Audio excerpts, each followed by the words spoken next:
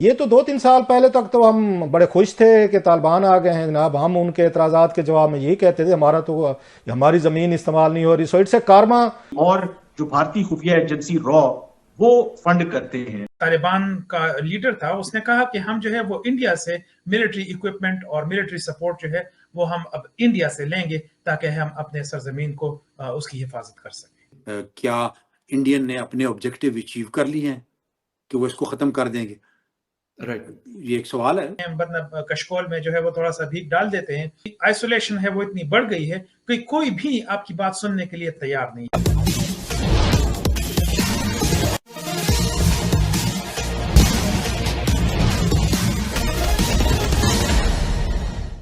طالبان کا لیڈر تھا، اس نے کہا کہ ہم جو ہے وہ انڈیا سے ملٹری اکوپمنٹ اور ملٹری سپورٹ جو ہے وہ ہم اب انڈیا سے لیں گے تاکہ ہم اپنے سرزمین کو اس کی حفاظت کر سکیں. تو پھر وہ والا بھی قصہ جو ہے اب بدلنے لگا ہے کہ جو ان کے پاس جو ہے وہ اکوپمنٹ نہیں ہے، ان کے پاس یہ نہیں ہے تو وہ کیسے لڑ سکیں گے. تو اب اس کا مطلب ہے وہ حل بھی وہ ڈھونڈ رہے ہیں اور ڈھونڈ لیا ہے. یہ تو 2-3 سال پہلے تک تو ہم بڑے خوش تھے کہ طالبان آ گئے ہیں جناب. ہم ان کے اعتراضات کے جواب میں یہی کہتے تھے ہمارا تو ہماری زمین استعمال نہیں ہو رہی. So it's a karma. آج وہی طالبان کہتے ہیں کہ نہیں جناب ہماری جو زمین ہے تو وہ استعمال نہیں ہو رہی پاکستان کے اگینسٹ.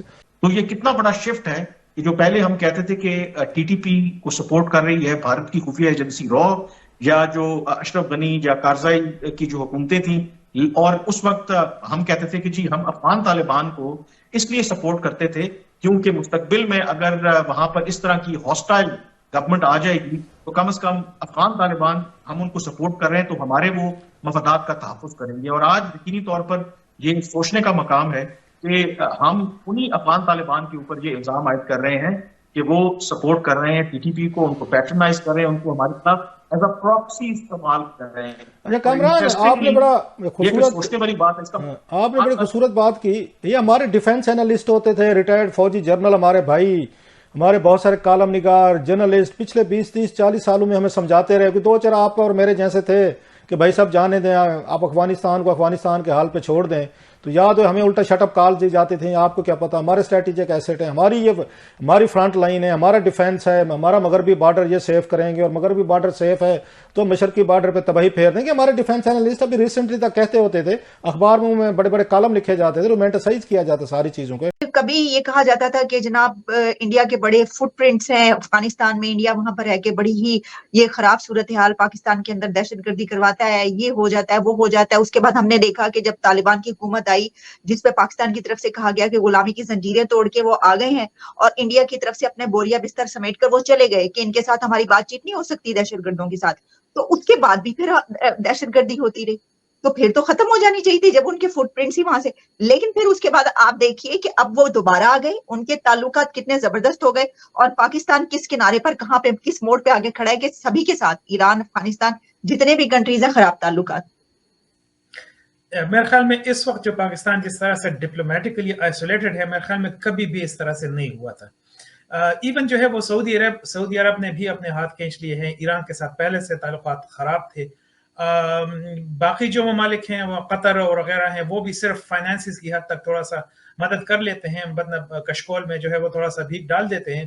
اس کے علاوہ جو ہے وہ کوئی بھی ایون چائنا کے ساتھ جو ہے وہ پاکستان کے اس طرح کے ریلیشن نہیں ہیں جس طرح سے ہوا کرتے تھے. obviously انڈیا جو ہے وہ تو ہمارا 75 سال سے دشمن ہے.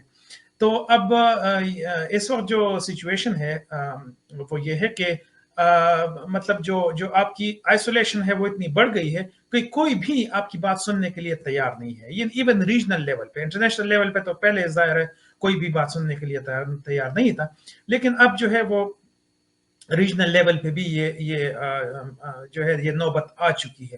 تو اگین مطلب پاکستان کے لیے یہ کسی مطلب یہ جو پالیسی ہے جو گڈ طالبان اور بیڈ طالبان والی پالیسی ہے یہ پچھلے 20 سال سے شروع ہے اور اس میں کوئی تبدیلی نہیں آئی ہے اور صرف گھاٹا جو ہے، نقصان جو ہے وہ صرف اور صرف پاکستان کا ہوا ہے، باقی کسی کا نہیں ہوا ہے. بھارت کا جو ہے وہ صرف ایک ایمبیسی ہے کابل میں اور 3 یا 4 میرے خیال میں کاؤنسلیٹس ہیں پورے افغانستان کے اندر. تو اس کو آپ جو ہے نا کسی بھی طرح سے آپ یہ نہیں کہہ سکتے ہیں کہ انڈیا کا فٹ پرنٹ ہے افغانستان پہ. کوئی فٹ پرنٹ نہیں ہے. This is just disinformation by Pakistan اور کچھ بھی نہیں ہے. हाँ, लेकिन ये है कि इंडिया जो है वो फुली सपोर्ट कर रहा है रीबिल्डिंग में। पार्लियामेंट बिल्डिंग को देखिए, डैम्स जो है वो इंडिया बना रहा है, सड़कें बना रहा है, इंफ्रास्ट्रक्चर जो है वो क्रिएट कर रहा है। सो जाहिर है अफगान जो है ना उनके लिए, और फिर ये है कि अफगान के हिस्टोरिक बहुत ही गहरा ताल्लुकात हैं इंडिया के साथ। ये पाकिस्तान के क्रिएशन से पहले की बात है, पाकिस्तान तो सिर्फ 75 साल से बीच में आया हुआ है ना, अदरवाइज तो अफगानिस्तान के बहुत ही क्लोज और हिस्टोरिकल रिलेशंस रहे हैं, और वो कंटिन्यूज हैं अभी भी, उसमें कोई जो है कमी नहीं आई है, बल्कि उसमें दिन ब दिन जो है वो ज्यादती आ रही है, क्योंकि इंडिया ने हमेशा पॉजिटिव रोल जो है वो अदा किया है अफगानिस्तान के अंदर, अनलाइक पाकिस्तान जिसका रोल बाय लार्ज हमेशा से नेगेटिव रहा है। दुरानी साहब कह रहे हैं कि जी वहां पे इंडियन सपोर्ट है टीटीपी को, और वो फिर ये सारी कार्रवाइयां कर रहे हैं। अली मोहम्मद खान साहब का स्टेटमेंट था कि आप अफगानिस्तान को अपने एंगल से ना देखें, अपने चश्मे से ना देखें, बल्कि उनके एंगल से आप उसको देखें और उनको अपना फैसला करने दें। अब्दुल मालिक बलूच साहब का कहना था कि जब तक हम पार्लियामेंट के जरिए झूठ बोलते रहेंगे और झूठ से हम निकलेंगे नहीं, तो कहते हैं कि ये हालात बलूचिस्तान के हों, खैबर पख्तूनख्वा के हों, या हमारे नेबरिंग कंट्री से, स्पेशली अफगानिस्तान का उन्होंने नाम लिया, तो ठीक नहीं हो सकते। सर थोड़े से कमेंट्स, मैंने वैसे 2-3 क्वेश्चन इकट्ठे कर लिए, लेकिन वन बाय वन आपका देखिए एक तो पहला, दुरानी साहब जी सीजन्ड डिप्लोमेट हैं, हमने इकट्ठे सर्व किया है। देखिए मैं वो हमेशा से एक आपके प्रोग्राम में मैं कहता हूँ पहले खुद को ठीक करें फिर बाकी दुनिया को ठीक करें। बिल्कुल। अगर टीटीपी को इंडियन सपोर्ट है, ठीक है, उनका ट्रैक रिकॉर्ड में है उनके पास। सही। जब अफगानिस्तान में 2 हुकूमतें थी, करज़ई साहब और गनी साहब की हुकूमतें, या जब अमेरिकन वहाँ थे, तो कोई डाउट नहीं है मुझे, उसमें रही है सपोर्ट, टोटल सपोर्ट रही है, और बलूचिस्तान में भी उनकी सपोर्ट रही है। वो मैं खुद उन चीज़ों को देखा करता था, इसलिए मुझे कोई डाउट नहीं है उसमें। ठीक है। हाँ, अभी क्या वो ख़त्म हो गई है, ये एक बहुत बड़ा सवालिया निशान है जी। क्या इंडियन ने अपने ऑब्जेक्टिव अचीव कर लिए हैं कि वो इसको ख़त्म कर देंगे? ये एक सवाल है, छोड़े जा रहा हूँ व्यूअर्स के लिए, बिल्कुल माइंड में आ सकता है, और बिल्कुल होना भी चाहिए, क्रिटिसिज्म बड़ी होगी इसके ऊपर। लेकिन आते हैं, basically issue is Pakistan Afghanistan relation.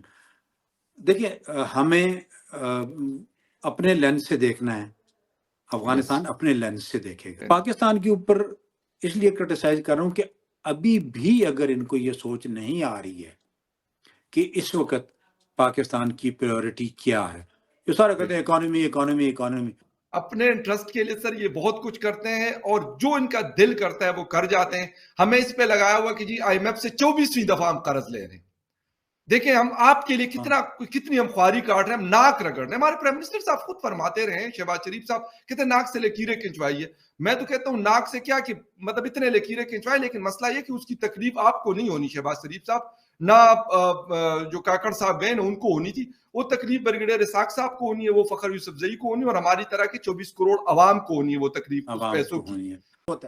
इनको सिर्फ चाहिए, पैसा चाहिए, वो बेशक सऊदी अरेबिया इनको जलील करके दे दे, चीन दे दे, UAE दे दे, या IMF दे दे, ये कहते हैं। और हाँ, क्योंकि बर्डन तो सर आपने और मैंने बर्दाश्त करना ना, 65 रुपए का यूनिट तो आपने और मैंने खरीदना है, उनको कोई थोड़ी फर्क पड़ता है। उनके तो कारोबार चल रहे हैं, दुबई में भी, लंदन में भी, अमेरिका में भी, वो फ्लरिश कर रहे होते हैं। वो फखर इन लोगों को ये अंदाजे नहीं होता कि मैं और आप किस हालात में से गुजर रहे हैं, किस तकलीफ से गुजरते हैं। आप अगर हमसे जुड़ा रहना चाहते हैं तो कृपया मेरे चैनल को सब्सक्राइब करें तथा बेल आइकन भी दबा दें, ताकि नई वीडियो की जानकारी तुरंत आप तक पहुंच जाए।